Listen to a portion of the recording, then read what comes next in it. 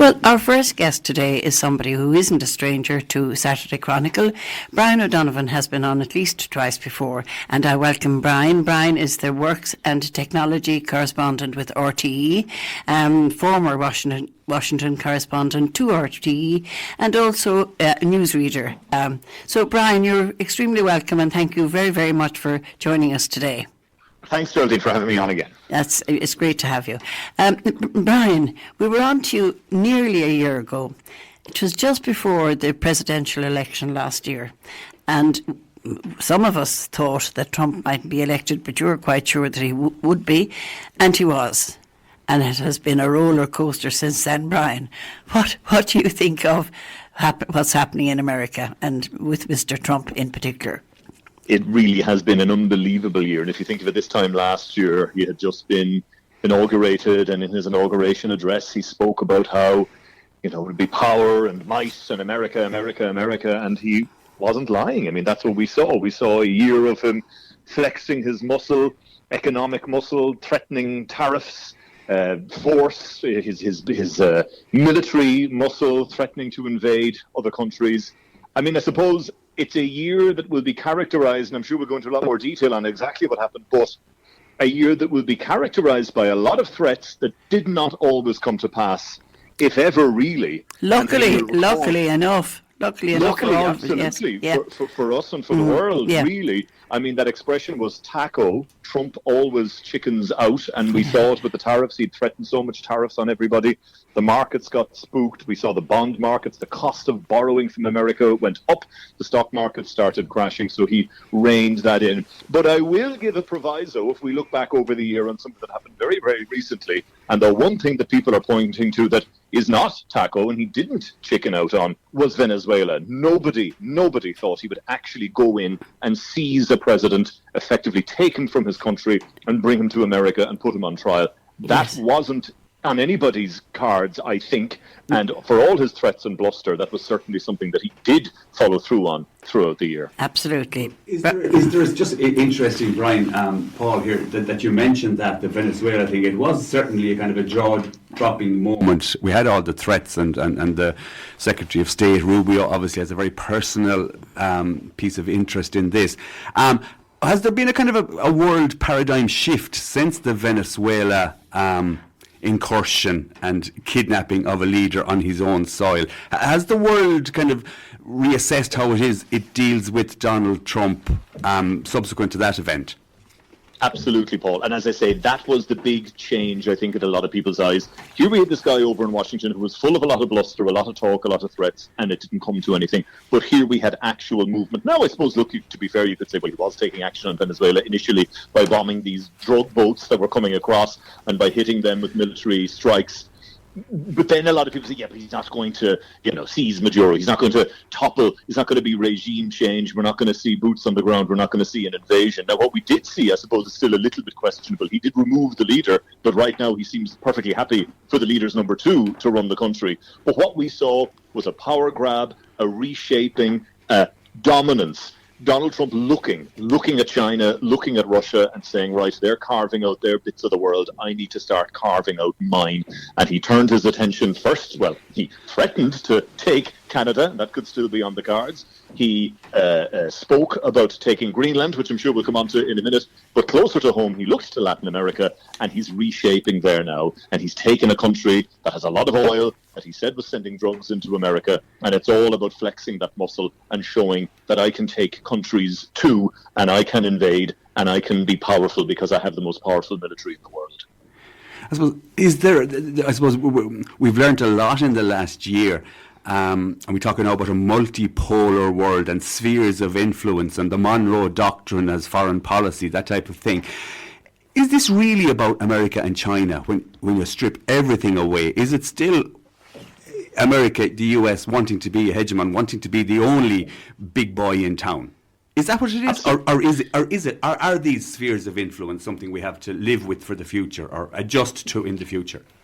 I think Mark Carney, the Prime Minister of Canada, made a very interesting speech in Davos during the week at the World Economic Forum, where he spoke about how this isn't a temporary transition, this is a rupture. The old world order is now gone. And he went into a lot of detail and he spoke about how the old system was, the vast majority of the Western world cozied up to America. We worked with America. America did very, very well out of it economically. The rest of the world did very well out of it economically. But there was this kind of unwritten thing that, yes, we know they're bigger. We know they have the bigger military. We know they could destroy any of us tomorrow morning if they wanted to. But that's not going to happen. So let's work with them. And he's saying that's ruptured now. We can't trust them anymore because you had Donald Trump talking openly about invading an ally, invading a NATO country, using military force to claim Greenland.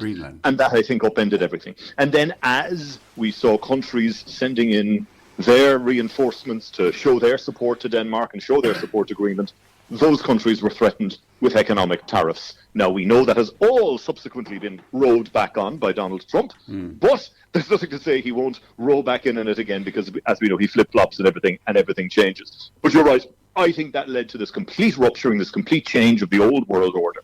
And if, ironically, Donald Trump's vision of this is it's either the US, and you join me, or it's China, what he is now doing is probably forcing countries like Canada, like EU member states, into the arms of China, who will have to look elsewhere now and say, well, we can't trust this big partner that we always thought would look after us and protect us and mind us and be friends with us as long as we traded with them and they traded with us and we all did very well and we were all very happy and content. Now we have to look to some of the other big players in the world because we can't trust this guy anymore. And how about that relationship then if we do look eastwards as a European Union or whatever, or as Canadians, if Canada is looking eastwards, a lot of even the kind of big bazooka type of devices that were available to the EU this week with respect to coercion bills, they were all designed with China in mind originally. So the relationship between the West, I would say, outside of America, and China is not that good, is it? No, not at all. And I mean, the huge mistrust there, be it piracy, be it lack of trust when it comes to the treatment of companies, the treatment of corporations. And you're right, this big bazooka anti-coercion instrument we've been hearing so much about for the last week, that's only 2 years old, and that was designed because of China, for fear that China would treat European companies and European countries in a bad way. But lo and behold, look what it is now, is being spoken about in real terms for use against Donald Trump and against America, and that is a really powerful instrument. I mean, at its core, that instrument would block a company from doing business in the European Union. So imagine if Donald Trump's threats got ramped up. In theory, Europe could turn around and say, okay, well, we're going to stop Apple selling iPhones in Europe. We're going to switch off Instagram and Facebook and X in Europe. And lo and behold, all of Donald Trump's billionaire tech bro buddies wouldn't be very happy about that, because I suppose what Europe has going for it is 500 million people who are wealthy by and large and who consume a huge amount of goods and are worth an awful lot of money to American companies and are absolutely vital. But yes, what a strange shift that is, that an instrument, a tool that was designed for China is now, or at least was, over the last week, being talked about in very real terms to be used against the US. Brian, can I just butt in there for a second and go to the domestic scene in America? And for somebody who's lived there for 4 years, maybe you can give us some insight into what's happening. Why are the Democrats staying so quiet? Are they an absolutely useless opposition that they're not just fighting Donald Trump in this? I just can't understand it. That is everybody scratching their heads, Geraldine. Why aren't they more vocal? Why isn't someone coming out in force to be more vocal about this? I will say, we probably, many of you may have seen Gavin Newsom, the governor of California, on our screens during the week. Now, actually, he sort of made headlines over here because he criticised Europe, and many would say rightfully so, because he said Europe are being too soft to Donald Trump. He said they're giving him crowns and medals and bowing down and kneeling before him, and they're not getting tough. And they are. No, and he was right to say that.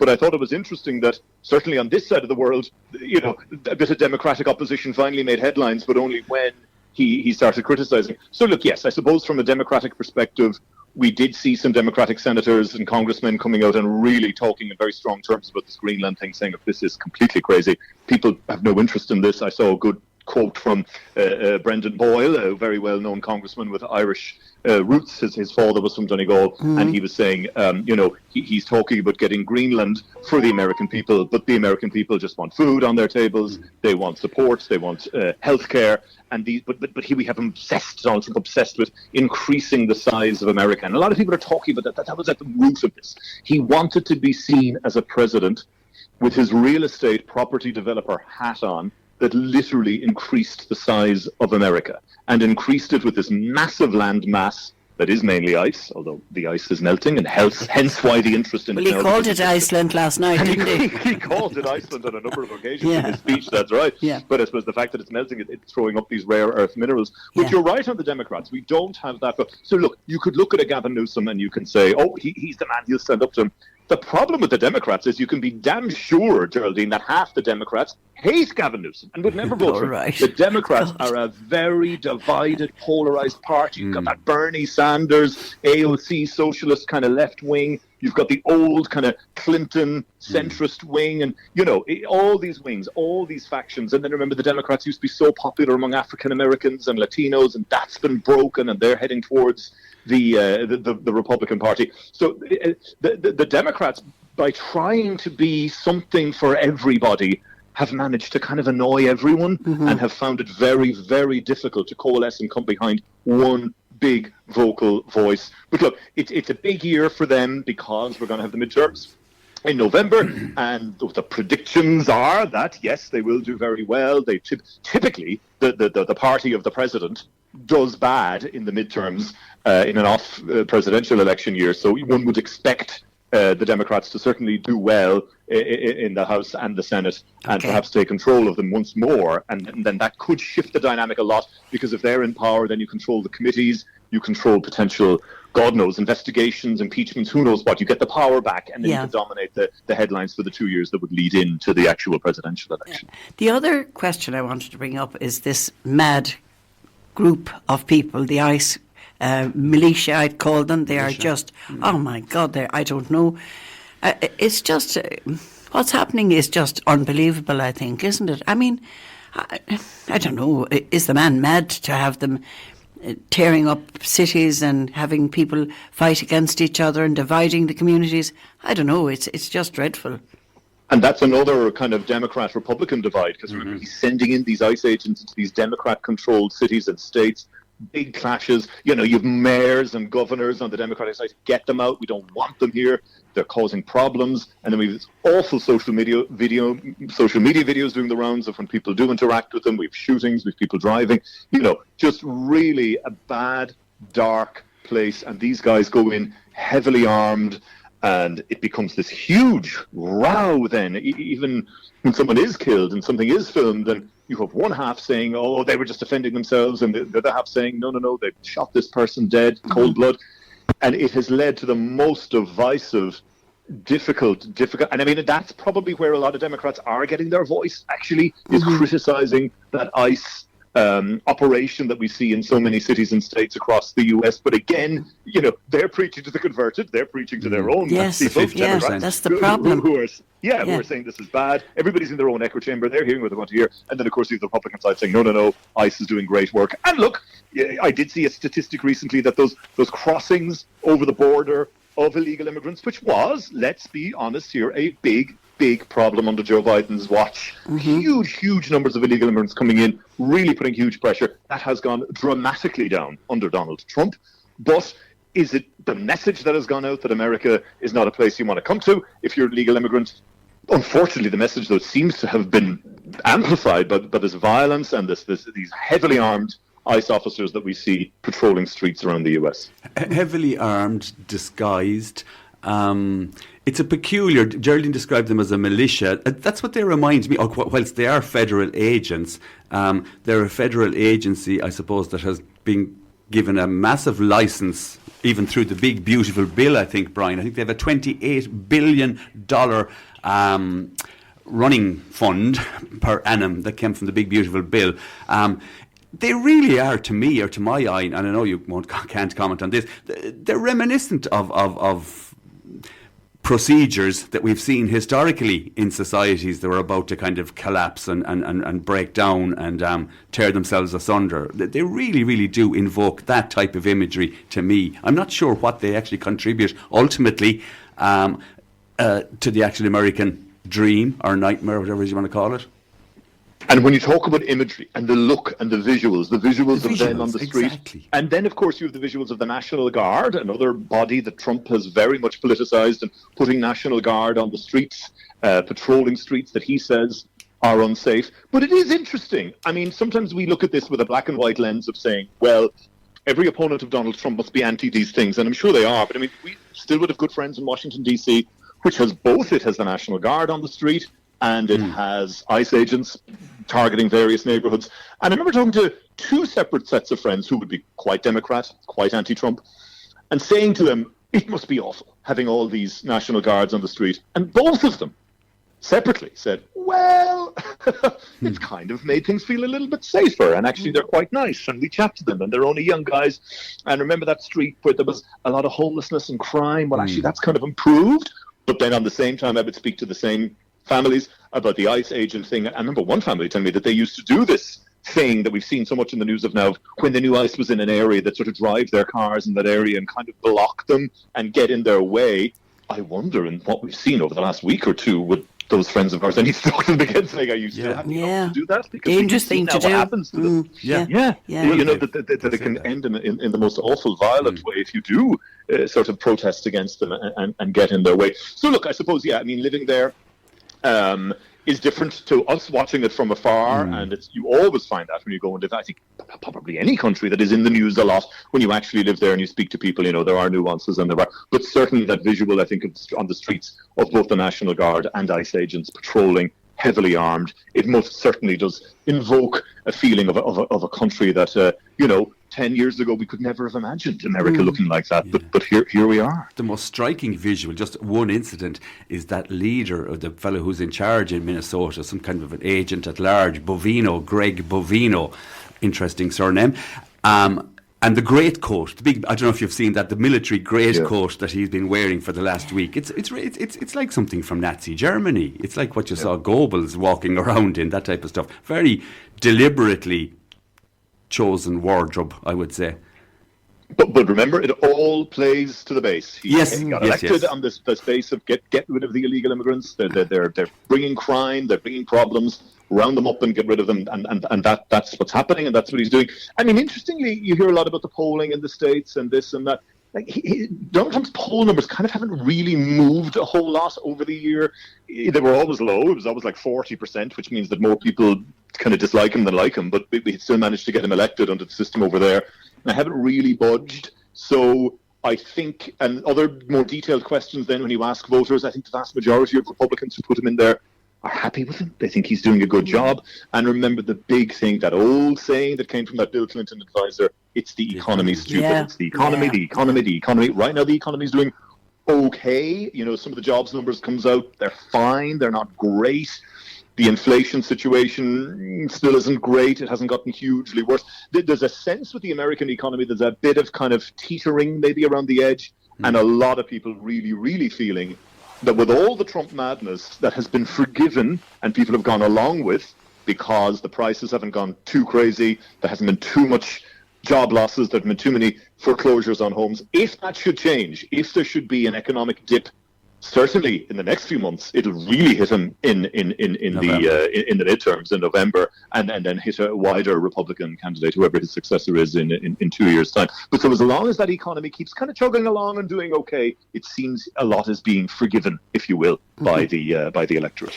You've kind of answered the question I was going to ask you next, Brian. Like 1 year into his presidency, how do you think he'll manage for the next 3 years? It's hard. He has done so much in the money, and I contrast it with, because I covered his first presidency, which was full of really outlandish and sort of unexpected surprises and announcements. Back then, Twitter was still a big thing, and he was on Twitter every day firing people and announcing this and undoing that, and and we were all kind of shocked and surprised because it was new and it was him, and we weren't used to this. But a lot of it kind of was surface level stuff, and it didn't follow through because, remember, he was kind of hated in the Republican Party. He never thought he was going to be elected the first time out, so he didn't have the advisors in place that he should have had. He didn't have the support of the Republican Party. He struggled with Congress. The Democrats were still pretty strong on Capitol Hill. So he didn't get his agenda across the line. He's a man unleashed this time because he has Congress, he has all his advisors in place, and he has got an iron grip on the Republican Party and can do no wrong, and nobody can dismiss him. So, yeah, look, what has the first year delivered us? I mean, look at all the threats and all between tariffs, between Venezuela, between Greenland. God knows, Geraldine, where it is going to go. I mean, looking at a regular, in inverted commas, politician, you might say, well, maybe he'll rein things in a little bit over the next few months. Maybe the senators and the congressmen and women will sit down and say, we need to be re-elected here. You need to kind of calm down. But he does. I mean, what always strikes me about Donald Trump is the way the whole tariff thing, he will fling it out as a threat. 10% on you, 50% on you, 100% on you, 200% on champagne and things. And Europe goes, oh my God, that's going to be terrible for our people. It's like he doesn't care. I mean, as everybody says with tariffs, so you do that to another country, they will have to reciprocate, and it's just going to damage everybody. And of course, the tariff that you put on French wine is eventually going to have to be paid by an American consumer. It is a tax on the US, but that doesn't seem to be there, that same level of caring about jobs, about consumers, about prices.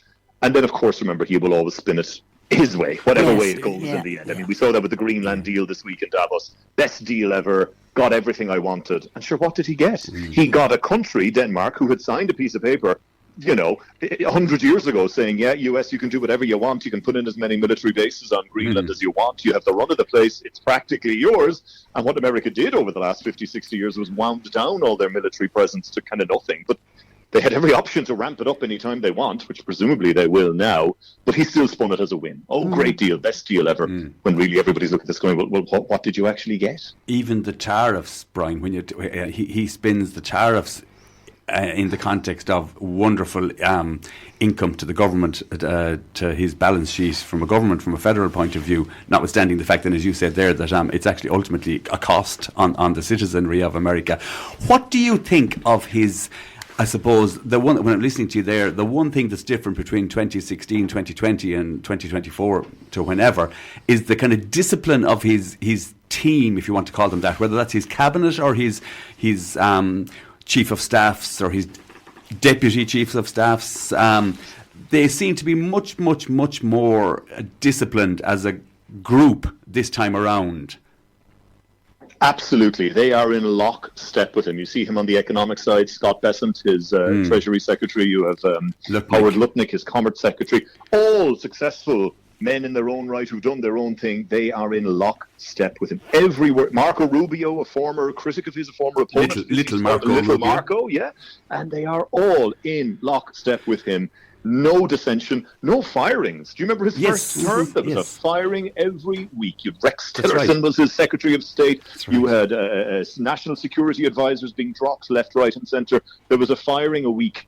We haven't seen any firings, have we? No, I don't think. That's what I was thinking. I'm trying to, and I can't think of anything. I think the last time we spoke at some stage about Hegseth, and he's leaking of information. He managed to survive. Yeah, he survived all this. Absolutely, yeah. And I mean, we definitely have that discipline. We definitely have a team that he has assembled around him who will clearly not disagree with him on any level about anything.